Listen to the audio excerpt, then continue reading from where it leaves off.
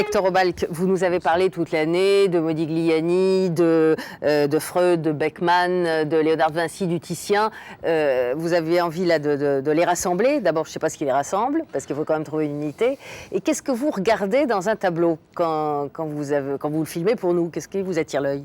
J'essaie de me mettre à la place de celui qui n'y connaît rien, et après très vite on s'y connaît un petit peu, et donc je me dis, bon, on est face à un tableau, qu'est-ce qu'on fait? Et la seule chose à faire, c'est de regarder les autres tableaux du même artiste. Et alors à ce moment-là, on compare, on repère, on identifie, et on se pose la question, est-ce qu'il fallait que je sois cultivé ou est-ce qu'il fallait pas? Est-ce que ça suffisait de regarder ce qu'il y a à voir ou est-ce qu'il faut en savoir un peu plus? La réponse dépend, c'est-à-dire que je ne veux pas être trop démagogue non plus, et c'est ce que nous allons voir en identifiant des gens, comme on l'a fait avec mon premier magnéto.